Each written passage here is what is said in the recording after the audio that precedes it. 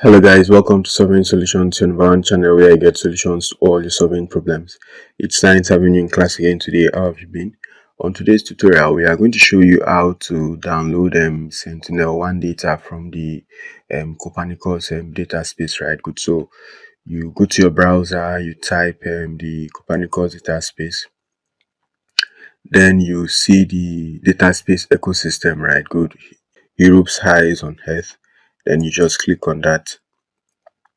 Now we have our first window open. This is just like the home page, right? Good. Now for us to explore the data to access our Sentinel-1 data, we click on this explore data and then we select the Copernicus browser, right?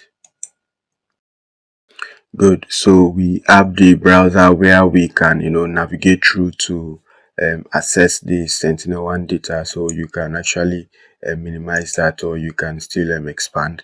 Now this is a search button if you want to search for a particular location that you want to download the imagery of.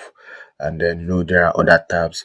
This shows you the base map that is being used. As we keep zooming, you would see that there are two base maps here. Then this helps you define your area of interest, and then it helps you draw line and then identify locations or mark points of interest and to measure, right? Good. So these are different tools that you can find on the browser.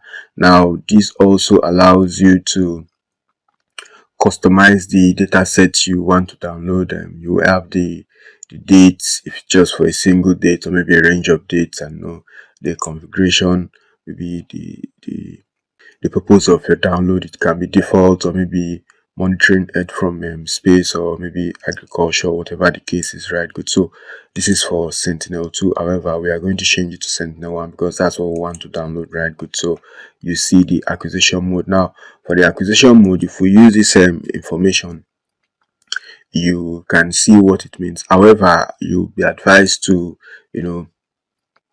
check the documentation on this website to see the meaning of some of these acquisition modes, the polarization and the orbit direction, because they are actually what very important, right? Good. So you can see a brief description.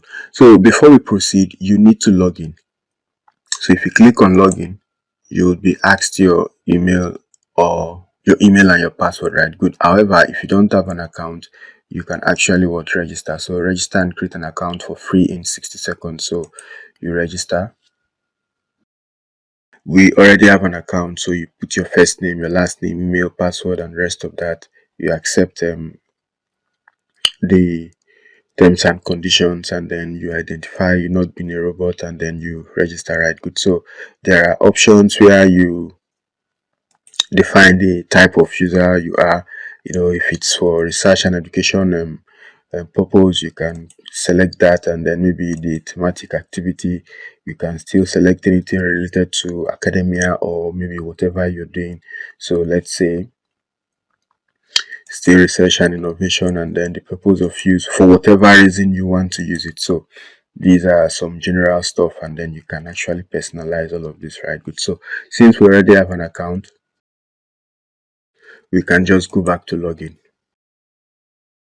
Good. So we have our email and then the password imputed, and we click on login.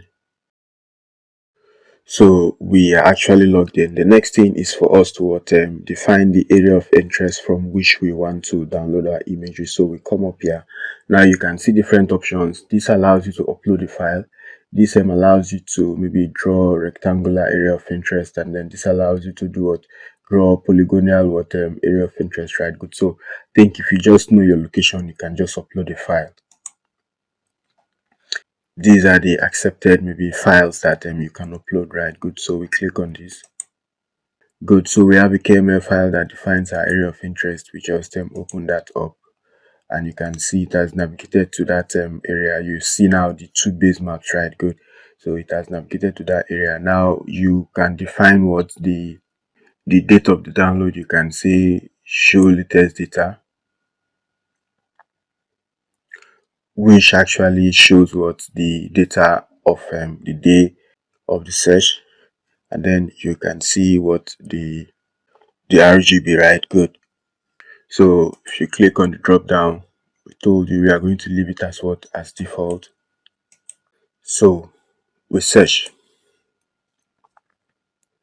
Now upon searching, you can see the data source. We need Sentinel-1. Then there's a filter here where you can define some other options, which we have told you earlier regarding the orbit direction, the satellite platform.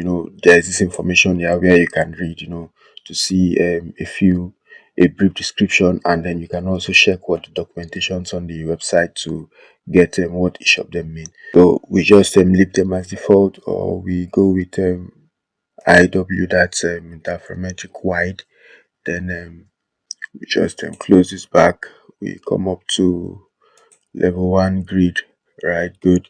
So depending on whatever preference you have, you can actually configure them there. Then for the date range, maybe you want to download imagery from a particular date to another date. Maybe you want to monitor some changes.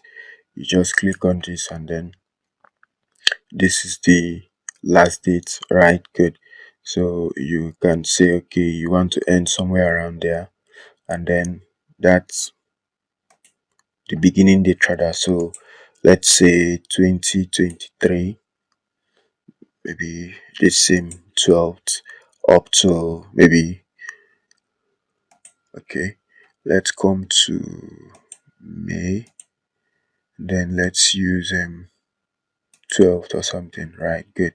So just within a space of 1 year, right? Good. So you can actually filter by months. Maybe if you click on filter by months, you can just see the different months, and then maybe you uncheck those months that you don't want within your search. So these are some configurations that you can do. When you are done with all of these, you just click on search. So we have quite a number of results showing 50 out of the 59 results that were outputted, right? Good. So if we zoom in, we are going to see what the different scenes that our area of interest rightly overlays in, right? Good. So over your mouse around each of the results, you see which of the scenes that covers your area of interest, and then the parameters you would have selected during the search or the configuration, should we call it that, actually defines the name of your data, right? Good. So you have the S1A, IWG, RODH. So all of these are actually unique to what the search that you have indicated, right? And then the dates, yeah, the time range you also selected is also shown in the name, right? Good. So you see the mission, the instrument, and then the data size, and then the sensing type. So these are some information about the imagery that you will be downloading very soon. So you have different options. This gives you what information about the product. So if you click on it, you are going to see what the product information. So the product, and then some important information about the product, right? Good. So you also come up to this zoom to the product, maybe adding this to chat, and then you finally downloading your product, right? Good. So this is a simple walkthrough, quite exhaustive.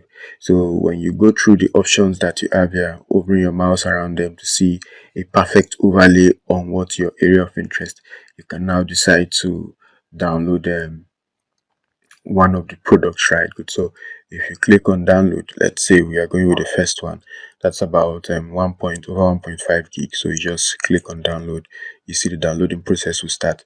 We've already downloaded one product, so we are going to cancel this and then show you how a downloaded product looks like, right? Good. So we just pause this. Good. So this was the product we downloaded, and you can see the parameters that you would have configured during what the configuration process is actually indicated in the file name.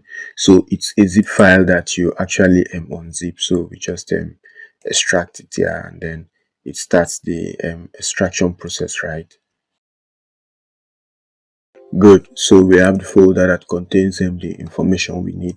Now there are different softwares that you can use to manipulate or maybe work on the data that you have actually downloaded. One of which is Snap, which is free.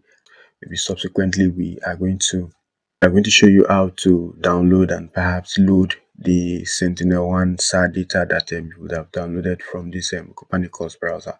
So thanks for coming to class. In this tutorial, we have shown you how to access the Copernicus data space, and then try to create an account, and then also download your Sentinel-1 data, and then unzip the product that you have downloaded. We are going to see you on the next tutorial. Ensure you keep staying safe and have a very good time. Bye.